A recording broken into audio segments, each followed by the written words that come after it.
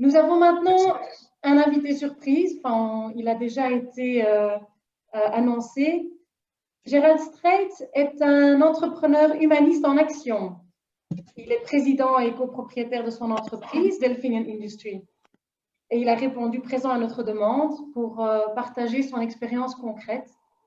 Gérald, merci beaucoup d'avoir accepté notre invitation et de soutenir notre lancement. C'est avec grand plaisir que nous te laissons la parole pour nous partager ta réalité de dirigeant impliqué tous les jours au cœur de ton entreprise. Gérald, tu as la parole. Merci. Bien, bonjour à toutes et bonjour à tous. C'est pas la première fois que j'interviens après Emmanuel et c'est de plus en plus dur. Donc, c'est compliqué. En tout cas, merci beaucoup. C'est toujours un plaisir. Ça rafraîchit la mémoire. Et je voulais revenir sur l'urgence de ce mouvement, l'intérêt. Et on voit depuis sa création l'engouement des personnes. À chaque fois qu'on en parle, en disant c'est important, ça m'intéresse, comment on peut faire, comment on développe les éléments. Je pense qu'il y a un réel besoin. Je pense que ce qui caractérise aussi un entrepreneur, et on a du mal à le réaliser, surtout quand ça va pas bien, c'est un entrepreneur, c'est un homme libre. Il n'y a personne derrière pour le forcer à décider. À un moment donné, on peut dire stop. Et le plus dur, c'est de dire non, parfois, parce qu'il y a des choses qui sont pas correctes. Et la vraie liberté d'un entrepreneur, c'est de pouvoir dire non. Tout le monde n'a pas cette liberté. Et ça, c'est compliqué. Et ça, c'est vraiment un bonheur intense de dire non. De dire non à un client, de dire non à un fournisseur, parce qu'il dépasse les bornes. Et ça fait plaisir. Mais ils n'ont pas l'habitude face à un entrepreneur propriétaire. Et c'est vraiment quelque chose qui donne du plaisir. L'autre point, et j'expliquerai un petit peu l'entreprise et mon parcours, parce qu'Emmanuel vous a donné déjà toute la théorie, je vais essayer de vous expliquer ce qu'on a fait, voir si ça match. L'entrepreneur est actuellement, je pense, au niveau mondial, et les entrepreneurs, le seul qui a une réelle capacité d'implémentation des idées. Les entreprises travaillent sur comment on déploie les plans stratégiques, les axes stratégiques, parce qu'il y a un réel impact business derrière. Donc, les entrepreneurs sont des hommes libres. Et deuxièmement, je pense que c'est eux et c'est nous qui avons le réel pouvoir actuellement de faire changer les choses. Parce qu'on a un impact terrain qui est important, drivé par ça. Et c'est urgent parce que même si on a vécu une période de paix absolue en termes de nombre de morts dans le monde, les conditions sont en train de changer. On a un réchauffement climatique, on a une crise sanitaire, on a des éléments angoissants qui sont là, amplifiés par des médias instantanés, qui font qu'on risque d'avoir un espèce de repli nationaliste ou repli communautaire qui est pas bon, qui va générer des tensions, on va chercher des culpabilités plutôt que des solutions, enfin, on va faire tout ça. Donc, il y a une urgence à travailler un petit peu tous ces éléments-là et surtout de les déployer.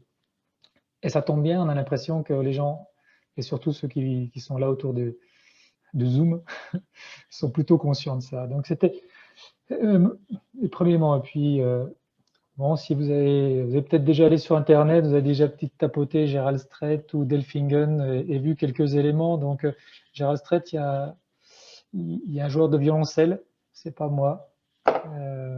Et il y a un Mark Strait, qui est un joueur de hockey, c'est pas moi. C'est peut-être mon cousin, mais je suis pas sûr. En tout cas, voilà ce qu'on fait. Et je vais juste raconter un petit peu le parcours et l'histoire et comment ça nous a amené là. Il y a cette réunion avec Eric, Emmanuel, à démarrer ce mouvement, à pousser un petit peu ça. Alors tout d'abord, pour planter un petit peu le tableau, parce que j'ai entendu beaucoup de choses qui flattent, et ça fait du bien de temps en temps que les gens vous disent des choses qui vous font plaisir. On aime tous ça. Et merci beaucoup pour ces gentilles choses sur moi et sur Delphingen. Delphingen, on est une entreprise familiale. Elle a été créée en 1954 par mon grand-père. Et je suis la troisième génération, donc j'essaie de ne pas la mettre par terre et de contrer un petit peu les statistiques. On est dans le secteur automobile, on a un équipementier de rang 2 automobile. On est présent suite à une très grosse acquisition cette année pendant la crise, on est à peu près 4000 personnes. On est présent dans 23 pays avec à peu près une quarantaine de sites de production. Donc, on a des différences de culture qui vont du Japon au Brésil en passant par l'Inde. Et on a des clients qui sont internationaux et globaux, c'est-à-dire qu'ils veulent le même produit partout, avec le même niveau de qualité, mais fait par des gens avec des cultures différentes, des moyens qu'on essaie de standardiser et surtout des matières premières qui sont différentes. Donc, c'est un beau challenge de coordonner tout ça. On devrait faire à peu près un chiffre d'affaires l'année prochaine en fonction des aléas entre 350 et 360 millions d'euros de chiffre d'affaires. Donc voilà un petit peu pour le décor, ce qui est à la fois très petit dans notre secteur de marché, mais qui nous permet d'être au contact des clients, comme le disait Emmanuel, et contact des collègues encore, même si je vous avoue que sur 4000, je ne retiens pas tous les prénoms, surtout les asiatiques, très compliqué, mais qui à la fois nous génère des complexités de très grands groupes sur la coordination, sur le travail, sur le reporting. Donc il faut qu'on pallie à ça avec quelques artifices. On est bien au contact du terrain, mais on a une complexité de grands groupes. Or, on est humain, les journées ne font que 24 heures, et sur les 24, j'ai bien envie d'en garder 8 quand même pour dormir. Hein, parce qu'à un moment donné, ça ne sert à rien non plus de ça. Donc voilà un petit peu le sujet. Donc si je reviens un petit peu à l'histoire, parce que les entreprises, c'est toujours des histoires, les entrepreneurs, ils ont toujours des histoires, puis ils ont tous les histoires. L'entreprise est créée en 1954 par mon grand-père. Initialement, c'était pour donner un travail à sa plus jeune sœur qui, à l'âge de 5 ans, contracte la poliomyélite. Elle est handicapée et elle vit à la ferme familiale, ferme isolée, et l'avenir n'est pas forcément très rose. Mais comme vous l'avez noté, Stret, pour les Français, c'est pas tellement berrichon, ça vient de Suisse, culture plutôt protestante, donc le travail est vraiment en haut de l'échelle, pas de travail, point de salut.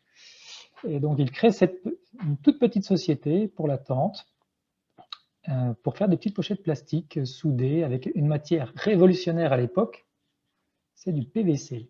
Les premiers équipements PVC, c'est l'armée allemande qui l'avait pour se protéger de la pluie. Et démarre l'activité là autour. Et puis en 1973, mon père revient du service militaire. Il est forcé un petit peu par mes grands-parents à reprendre l'entreprise qui compte à peu près 6-7 personnes, parce que son frère aîné, lui, est né handicapé. Et donc mon père, qui se vouait plutôt à une carrière militaire, reprend l'entreprise familiale pour s'occuper à la fois de son frère et à la fois de la grand-tante. Et l'entreprise va continuer de vivoter comme ça, avec plusieurs passages, des risques de liquidation jusque dans le milieu des années 80, au milieu des années 80. Là aussi, comme le disait Emmanuel, c'est une rencontre. Un de nos clients qui nous demande de savoir si on est capable de produire des tubes en plastique crénelés que vous voyez dans le bâtiment, les grilles là que vous voyez qui sortent, ça, et qui viennent, c'est les mêmes, qui entrent dans l'automobile pour protéger les fils électriques. Et on démarre cette activité-là, et on bénéficie d'une chance, à l'époque on va dire une chance absolue, c'est que l'automobile s'électrifie massivement, on est à 20 km des sites de Peugeot-Sochaux, et c'est une activité qui va être vraiment un boom pour l'entreprise, boom jusque dans les années 90. Dans ces années 90, un éminent financier stratège décide qu'il faut baisser les coûts de l'industrie automobile de 20%. Et pour ça, vous avez 2 ans. Tout le monde vivait bien. Bon, il y a toujours des crétins qui n'en gagnent pas assez. Et à ce moment-là, nos clients qui fabriquent ces câblages, qui sont très manuels à assembler, toujours, vont essayer d'économiser les coûts. Et pour ça, ils vont dans des pays à plus faible coût de main-d'œuvre. Donc, c'est toujours des pays assez exotiques, souvent un peu risqués, parce que plus c'est risqué, moins c'est cher. Et à l'époque, les premiers pays, dans la fin des années 80, début des années 90, qui sont à plus faible coût de main-d'œuvre, c'est l'Espagne, le Portugal qui rentrent dans le marché commun. C'est grâce à la chute de Berlin, du mur de Berlin, pas Berlin, oulala, malheureux. C'est les pays de l'Est, Roumanie, Slovaquie et autres. Et en fait, nos clients se déplacent dans ces pays-là. Nos produits sont très coûteux à transporter. Et puis localement, des concurrents apparaissent. Et comme je vous l'ai dit, mon père est plutôt de nature militaire, version guerrière, et il est hors de question que un Espagnol, un Portugais, un Roumain viennent prendre son business, donc il les rachète et s'installe sur place. Premier contact avec le monde extérieur à la France, l'Espagne, c'est pas la France, ça fonctionne pas pareil, et on y laisse une sacrée ardoise. Premier contact, premiers travaux, réflexion sur les valeurs, sur comment on pilote un groupe de 80 personnes, 100 personnes qui est réparti déjà sur plusieurs sites avec des langues qu'on ne maîtrise pas, avec une approche culturelle qu'on ne maîtrise pas. Donc ça a été un premier cheminement. Et puis, rêve américain oblige, hein, c'est cette période du baby-boom, post-guerre. On perd pouce dans les années 96-98 pour moult choses. L'acquisition de 2 concurrents américains, puisque le plus gros constructeur automobile au monde à l'époque, c'est les États-Unis. Le numéro 2 et le numéro 3 aux États-Unis en 6 mois. C'est un investissement qui est colossal. L'entreprise en Europe fait 300 personnes. C'est 300 personnes aux États-Unis. C'est des flux dans tous les sens. C'est 10 années de galère. Parce que quand vous achetez en 98, ça tombe bien, 99, c'est la fin de la bulle Internet. Quand vous vous en remettez un petit peu début des années 2000-2001, c'est le 11 septembre. Et quand vous remettez la tête hors de l'eau, on se dit on n'est pas capable de gérer tout ça. Donc, on recrute des personnes venant de grands groupes à la culture complètement différente. Et on a une crise interne. Et donc, patatras 2003-2004. C'est pas grave, on redémarre, on repart. Et 2007, ça se passe bien. 2008, on dit, punaise, ça y est, c'est sauvé. On rachète l'ancien concurrent sur le territoire américain en mars 2008. Septembre 2008, l'activité, moins 40% et rebelote. Donc, très, très délicat. Voilà un petit peu pour chaque fois qu'on s'est planté, l'histoire de l'entreprise. Je vous la fais courte. Et d'un autre côté, comme on le disait, c'est une entreprise familiale. Donc, qui dit entreprise familiale dit succession. Et dans la famille, on n'est que 2 garçons potentiellement héritiers. Mon frère, qui fait des études d'ingénieur, et qui un soir où mon père le pousse, lui dit Ryan, jamais avec toi. Ah, merde. Et moi, je fais des études de médecine à l'époque. Donc, je suis médecin. J'ai un doctorat, 10 années. C'est long. Je suis médecin rhumatologue avec une surspécialisation en médecine auto-immune et immunologique. Je travaille à l'hôpital universitaire. Et mon père me dit, écoute, bon, je comprends que ton frère, il veut pas. Mais toi, tu es quand même l'aîné. Si jamais il devait m'arriver quelque chose, il faut au moins que tu sois au courant de ce qui se passe. Et peut-être par vocation, peut-être inconscient, je cède et je reviens 1 fois par mois dans l'entreprise pour assister à des conseils d'administration, qui sont plutôt des comités de direction avec quelques ex-entrepreneurs qui sont là pour driver tout le monde. Voilà. Et là, il y a 2 phénomènes qui se passent. Le premier, c'est qu'en fait, je passe aussi du temps dans les ateliers et je trouve des gens qui sont passionnés pour un truc qui me paraît complètement zarbi, c'est de faire des tubes en plastique. Mais c'est leur passion, c'est leur vie. Tout tourne autour. Le plus gros insulte qu'on puisse leur dire, c'est « tu fais qu'un simple tube ». Et là, ça les tue.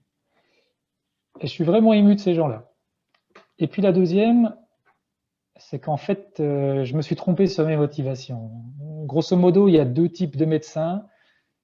Il y a ceux qui aiment les malades et il y a ceux qui aiment les maladies. Et moi, clairement, je suis celui qui aime les maladies. Les patients, c'est difficile pour moi. Leur problème, c'est compliqué. Ça rechute. Mais par contre, une maladie, un truc compliqué, un système auto-immun, c'est top, quoi. Et l'exercice hospitalier me plaît, mais pas l'administration hospitalière. Et l'exercice libéral, je fais ce que je veux, mais l'activité me plaît beaucoup moins parce que intellectuellement moins stimulante. Et Ce cheminement dure plusieurs années. En 2011, je prends la décision de revenir à temps complet dans l'entreprise parce que j'y trouve beaucoup plus de plaisir. Et là aussi, c'est une grande surprise pour toute la famille, même le concert de l'ordre local, parce qu'ils n'ont jamais vu en Franche-Comté, à Belfort, un médecin spécialiste quitter son métier de médecin pour aller dans l'industrie. Alors, l'industrie pharmaceutique passe encore. La presse spécialisée passe encore. Mais l'industrie automobile, je suis un marteau. La famille aussi ne comprend pas. Autant d'années de travail avec une position, un statut social pour tout balancer, ne comprend pas. Il y a une prise de risque. Et puis, je croise ma grand-mère. Et là, elle me sort quelque chose qui est assez phénoménal. Elle me dit, ah, eh bien, je suis bien contente parce que maintenant, tu vas enfin avoir un vrai métier. Ah, le problème, c'est quoi le métier d'entrepreneur? C'est quoi le métier de dirigeant? C'est quoi votre positionnement de légitimité? C'est quoi le leadership? Et c'est des bonnes questions quand on revient comme ça, parce qu'autant un métier qui est facile à décrire aux enfants, je suis docteur, je suis infirmier, je suis prof, facile à expliquer, ils ont une image. Je suis dirigeant, et on fait quoi? Et ben, j'ai fait ce que je savais faire, c'est que je suis retourné à l'école, je suis allé à HEC, j'ai croisé Emmanuel, on a travaillé sur des éléments. Et après, ce qui est intéressant, c'est cet élément sur ce bouquin dont il vous a parlé. Donc, achetez-le, j'ai aucun droit dessus, mais il est bien, le leadership de l'amour. C'est qu'on revient sur des fondamentaux humains. Je les avais croisés pendant mes études, je les ai pas compris à ce moment-là. C'est effectivement ce besoin d'amour qu'ont tous vos collègues autour et qui attendent ça. Et puis, cette peur de la mort. La peur de la mort, je l'ai vue. Je l'ai vue. J'ai un petit cimetière personnel. On a eu des demandes aussi pour forcer cette mort. Et quel que soit votre statut, quelle que soit votre taille, quel que soit votre âge, quel que soit votre gabarit, elle arrive. Et ça, on l'a là autour, on la vit sous stress. Mais ce besoin d'amour, oui, quand on reprend une entreprise, quand on reprend ça, on a des collègues qui vous regardent et qui ont besoin de savoir ça, besoin de sentir cette relation-là et que vous allez, entre guillemets, vous occuper d'eux. Et ça, c'est les premiers points à créer quand on est, moi je pense, quand on est entrepreneur.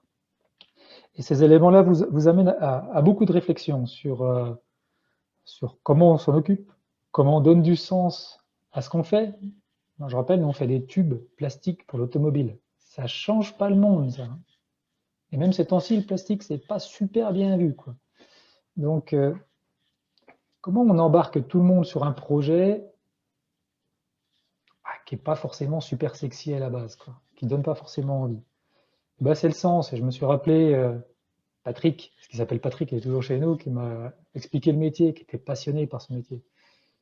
Et ben c'est ça, c'est des gens qui sont passionnés et on a envie de les aimer pour ça, on a envie de les accompagner et de ne pas les laisser sur le bord. Et donc on a commencé un bon travail avec le comité de direction en étant là autour, en travaillant ensemble sur déjà un grand principe du connais-toi toi-même, c'est quelles sont mes forces, quelles sont mes faiblesses, comment je réagis sous stress et comment collectivement on peut bénéficier de ces efforts là autour, construire un projet ensemble, mais un projet qui soit aligné avec soi-même. Et je leur ai dit.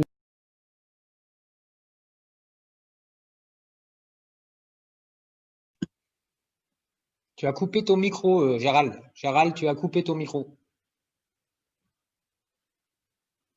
Ah, ton micro est coupé. C'est quoi ce bordel? Voilà. Ça fait longtemps? Non, non. Si vous me dites 10 minutes. Non, non, 30 secondes. Bon, ben, comme ça me permet de revenir focus. Ouais. Et donc, on a retravaillé avec le comité de direction là autour. Et cet alignement était important. Alignement important. Et puis, dans pour vraiment clarifier, donner du sens à ce qu'on voulait faire, donner du sens, et on s'aperçoit que la stratégie, certes, c'est important, l'orientation client, c'est important, le positionnement, la segmentation, ça c'est facile. Mais après, dans la réalité des choses, et on l'avait par nos localisations dans différents pays, rien ne se passe comme on a prévu, rien ne se passe suivant nos grands thèmes. Et on a la chance de travailler avec des Japonais, des Chinois, des Indiens, et ça perturbe beaucoup. Mais ce qui compte, c'est on retrouve les mêmes traits humains et humanistes là autour. C'est des gens qui ont des enfants, c'est des gens qui ont des malheurs, c'est des gens qui ont des joies, c'est des gens qui aiment faire la fête, qui ont des éléments positifs. Mon épouse est médecin, elle vient de rentrer, petite journée. Et ça fait plaisir. Et quand on s'assied autour, eh bien, on discute sur des points d'éthique. Et ça nous fait tous grandir et on s'aligne là autour. Quelques exemples. Le plus gros équipementier mondial dans les câblages est l'entreprise Yazaki. Yazaki, ce sont des Japonais, entreprise familiale, 300 000 personnes, 10 milliards d'euros de chiffre d'affaires dans le monde. Et suite à une aide qu'on leur apporte lors du tremblement de terre en Turquie, on est invité par Monsieur Shinji Yazaki dans sa villa familiale en face du mont Fuji. C'est votre plus gros client, il vous invite chez lui, donc brainstorming, qu'est-ce qu'on va pouvoir lui raconter? La première chose, on a tout préparé des questions business, la première chose qu'il fait en arrivant là, il se retourne vers le mont Fuji, journée magnifique ensoleillée, et dit la plus grosse question qu'on a à se poser, c'est comment on transmet cela à nos enfants. Oh. Eh bien, on n'avait pas prévu ça. Hein. Et on arrive sur une discussion qui est complètement différente des problématiques locales. Et c'est vraiment cette force-là, et on se voit un Japonais, un Européen, et vous allez en Inde, on fait 2 acquisitions en Inde, et au bout du 2e jour, la personne qui souhaite céder son activité nous dit, écoutez, ça me plaît, mais il faut que je vous emmène voir mon gourou. Et vous avez un gourou, parce que nous, un gourou, c'est pas forcément le truc, ça fait un peu peur, un occidental. Et puis, il nous dit, non, il faut que vous allez le voir, il est super. Il m'aide à me détacher des choses matérielles, lui aussi de détacher des choses matérielles, mais il faut vous devriez voir sa collection de Rolls-Royce. C'est hyper perturbant pour un occidental. Hein. Deuxièmement, ils me disent, ouais, mais aujourd'hui, non, on ne mange pas de viande, on est végétarien. Ouais, d'accord, ok. Et le lendemain, on va dans un restaurant, ils mangent de la viande. Je dis, mais vous n'êtes pas végétarien? Il fait, non, c'était hier. Donc, pourquoi je vous raconte ces petites anecdotes? C'est qu'en fait, on réfléchit là entre nous, entre occidentales, sur des valeurs, sur des schémas de pensée, sur des éléments. Mais quand on se frotte à d'autres cultures, je pense que c'est la chance de notre groupe d'avoir la taille qui nous permet de nous frotter à ça. On s'aperçoit que oui, il y a des fondamentaux humains, oui, on a tous les mêmes problèmes, entre guillemets, mais on y répond d'une façon différente. Et ça, c'est passionnant et ça nous permet de prendre du recul sur toutes nos décisions. Et là autour, on va se heurter à des pratiques, des coutumes locales. Et c'est à ce moment-là qu'on va mettre notre éthique en action, notre morale, nos valeurs, mais face à la réalité du terrain, c'est qu'est-ce qu'on fait? Qu'est-ce qu'on fait? Et ces questions-là, elles sont dérangeantes. Vous avez les questions de corruption, vous avez les questions d'arrangement, vous avez les questions de personnalités toxiques que vous rencontrez chez les clients, chez des vendeurs, chez des fournisseurs. Et qu'est-ce qu'on prend comme décision quand on a 3000 personnes derrière qui attendent sur vous? Et c'est là qu'il faut être aligné. C'est là qu'il faut être aligné. Et je reviens à cet élément du chef d'entreprise qui a cette liberté, il faut en avoir bien conscience à un moment donné. Et pour ça, comme disait Emmanuel, il faut s'aimer et être assez à l'aise là-dessus, c'est cette capacité à dire non. Je pense qu'un entrepreneur humaniste, c'est quelqu'un qui dit non. Ça dépasse les bornes. Et c'est à la fois dur, mais c'est à la fois un vrai soulagement. voilà ce que je voulais témoigner. Et puis, est-ce que ça marche tout ça? Parce qu'être un entrepreneur humaniste qui n'entreprend pas, on peut en trouver, hein. Mais est-ce que ça marche? Bah, chez nous, ça marche bien. Ça marche bien. Ça, ça donne la motivation aux équipes. Et on est juste passé de 170 millions d'euros de chiffre d'affaires à 350 en moins de 5 ans. On est 4000 personnes. Et à la dernière enquête de satisfaction qu'on fait annuellement, on a 75% de personnes qui se disent très satisfaites de travailler dans l'entreprise. Ça, c'est un réel bonheur, quoi. Voilà. Donc, j'ai été déjà très long. J'avais 20 minutes, j'ai dépassé. Mais comme je l'avais dit, c'est assez difficile après Emmanuel et après Eric de reprendre la main. Donc, je laisse la parole. Merci beaucoup.